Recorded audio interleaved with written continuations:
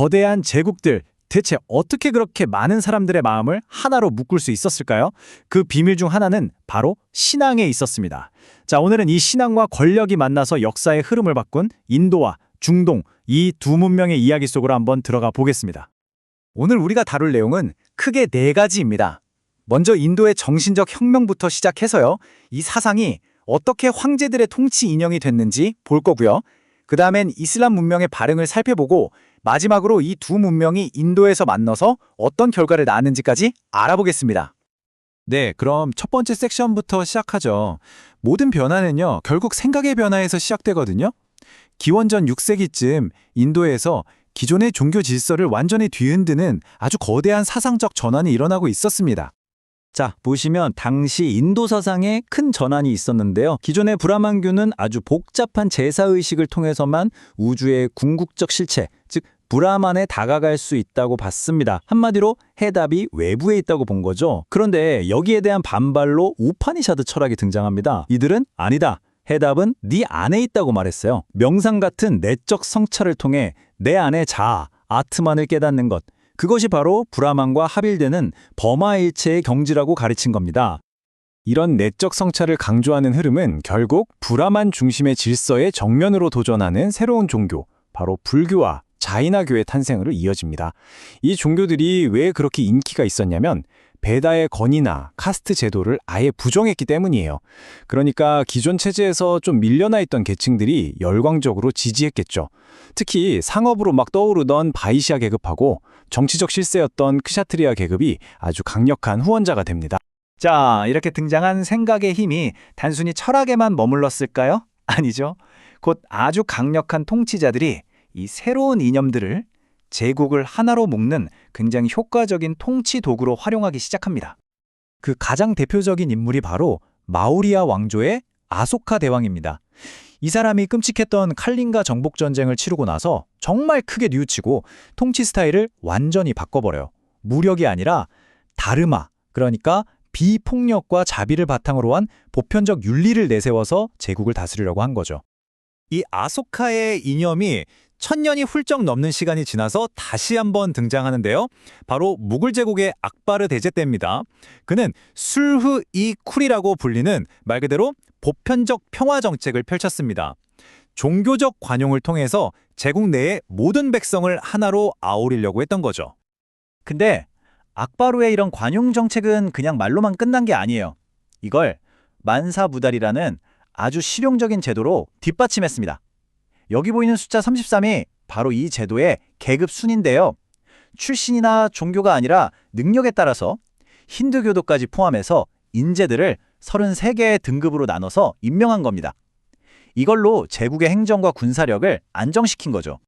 자, 이렇게 인도에서 종교가 제국 통합의 이념으로 사용되던 바로 그 시기에 서쪽에서는 하나의 신앙이 곧 제국이 되어서 폭발적으로 성장하고 있었습니다.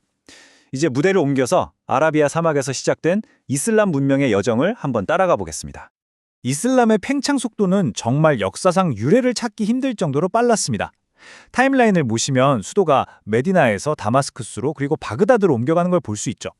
이건 그냥 도시만 옮긴 게 아니고요. 제국의 성격 자체가 근본적으로 변하고 있었다는 걸 보여주는 아주 중요한 지표입니다. 특히 아바스 왕조가 수도를 바그다드로 옮긴 게 결정적인 전환점이었습니다.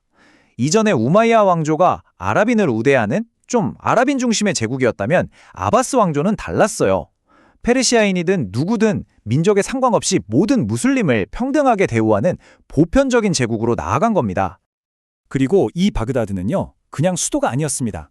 계획적으로 설계된 원형 도시였는데 여기가 바로 동서양 교육의 중심지였고요. 또 지혜의 집이라는 기관이 있어서 그리스나 인도의 중요한 고전들이 여기서 다 번역됐습니다.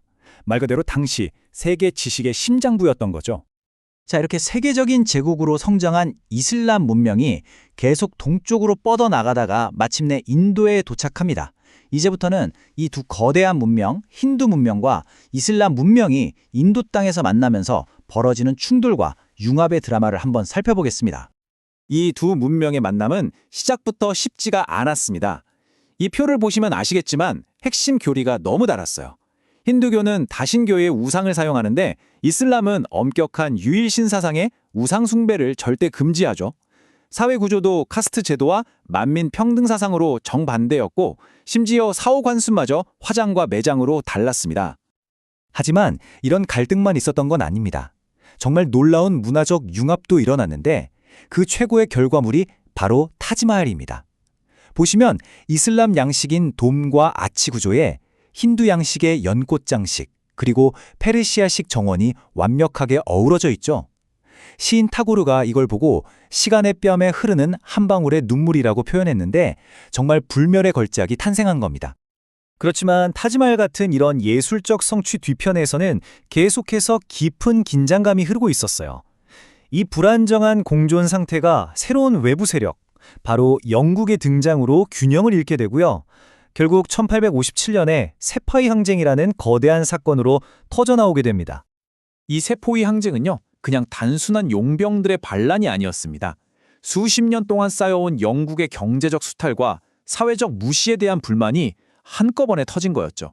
그 도화선이 된 게 바로 소총 탄약통에 돼지 기름과 소기름이 발라져 있다는 소문이었습니다.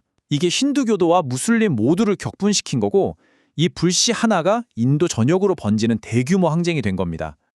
항쟁은 결국 진압됐습니다. 하지만 그 결과는 인도의 역사를 완전히 바꿔놨어요. 동인도 회사는 해체됐고 명맥만 유지하던 무굴 제국도 공식적으로 멸망했습니다. 그리고 그 자리에 영국 정부가 직접 인도를 통치하는 이른바 브리티시 라지 시대가 시작된 거죠. 자, 오늘 우리가 살펴본 이 신앙과 권력의 상호작용은 그냥 과거의 이야기가 아닙니다. 이슬람 제국의 황금기, 힌두와 이슬람의 만남, 그리고 식민 지배의 유산은 오늘날 이 지역들의 정치와 사회에 여전히 아주 깊은 영향을 미치고 있거든요. 그렇다면 이 역사는 오늘날 우리에게 어떤 의미를 던져주고 있을까요? 한번 생각해 볼 문제인 것 같습니다.